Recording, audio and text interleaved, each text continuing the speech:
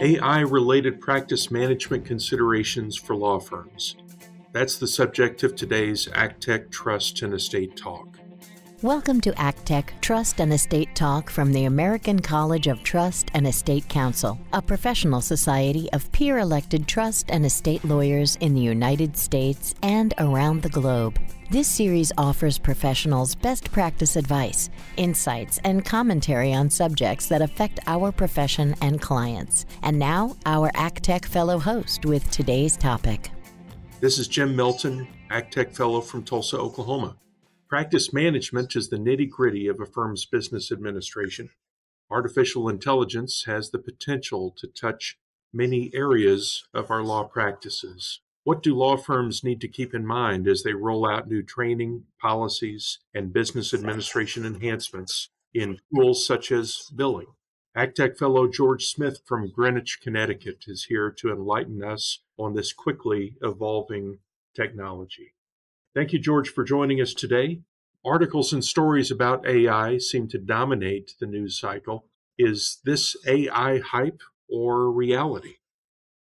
It's mostly reality, Jim. AI and its impact on our practices and daily lives is here to stay. However, we have lived through technological changes in the past, such as the introduction of Lexis and Westlaw. Many of you may recall having to check the research results of Lexis or Westlaw by going back to hardcover books in our law libraries, as well as shepherdizing those results by hand.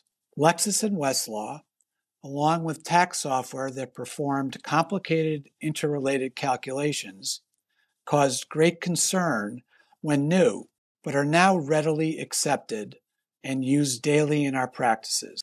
A big difference now is the rapid evolution of AI tools, particularly generative AI tools that have the ability to create new content. Moreover, the improper use of AI tools resulting in confidentiality or privacy breaches could have significant economic consequences on our firms. Effective training will be important to us and our firm personnel in navigating the challenges of AI.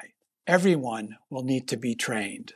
Educational opportunities could be offered in-house, through state and local bar associations, through product vendors like Lexis and Westlaw, or private educational vendors. For example, I'm receiving at least 3 to 5 emails a week offering educational opportunities in the area of AI. Educational topics should include diligence, that is the AI-generated content accurate and reliable? Confidentiality, how do I safeguard my client's information?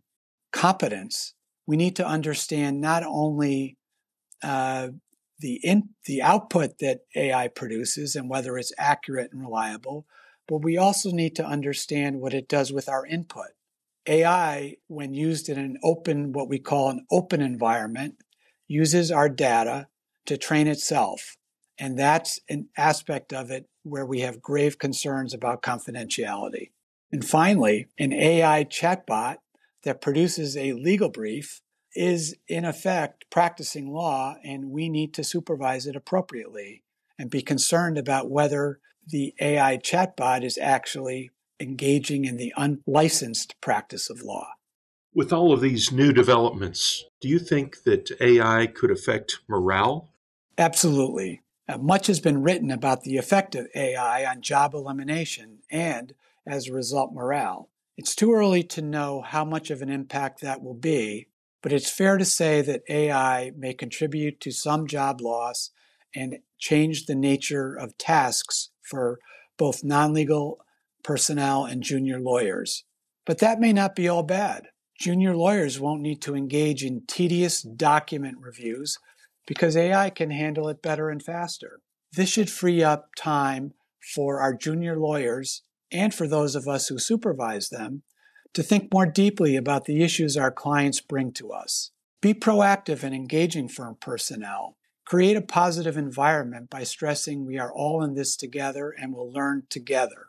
And as far as being concerned about job loss goes, The dean of the law school I attended recently told his students that you won't lose your job to AI, but you will lose your job to the student who knows how to use AI. And I think that's good advice.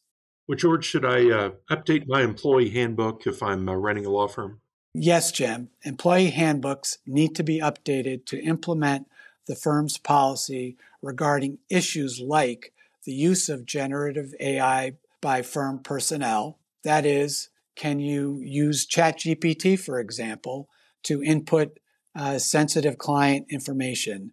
The answer there is no, but that needs to be expressed to your firm personnel. How to protect client information and whether and how much to disclose to clients of the firm, how the firm uses AI, and the scope of that use in the course of representing the client. In developing that policy, consider creating a committee or working group that includes junior lawyers and staff. This may also help build camaraderie. Every time I see a new development roll down the hill, so to speak, I hear the same question asked over and over again. Is the billable hour dead, George?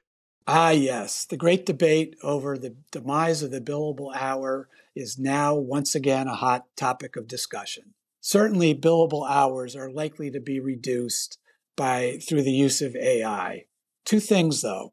One, this is a great time to consider alternative fee arrangements.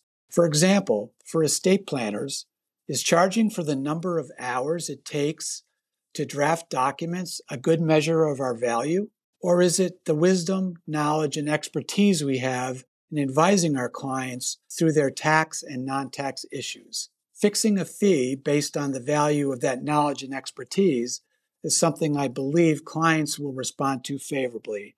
In fact, I know I and many other estate planners are currently using fixed fee arrangements, and I think the key is to properly evaluating the value you're giving to the relationship. But two, while AI is still in its infancy, we are able to bill for the time required to check the output produced by an AI tool. In fact, we have an obligation to do so. And I do note that queries have been made as to whether, when using an AI tool, could we still bill for the time that was saved in using that tool? And not surprisingly, the answer is a resounding no to that. Well, with all these risks floating around, it makes me ask this next question. What about insurance coverage? So I'd like to address both malpractice and cybersecurity coverage briefly. With respect to malpractice coverage, this is definitely a time to talk to your agent or carrier to find out if your policy adequately insures you against potential malpractice claims for misuse of AI tools. I have learned from our firm's insurance consultant that in 2023, there were few claims stemming from AI. Unfortunately, that same agent quickly added that those claims are sure to increase as AI becomes even more prevalent as we use it in our practices. Cybersecurity coverage is strongly encouraged. Threat actors are not bound by the ethical rules we play by. They are using AI ruthlessly to improve phishing and other scams, while educating our personnel to prevent them falling victim to a threat actor scams is preferred. Insuring your firm in the event of an incident will give you further peace of mind. Any final thoughts, George?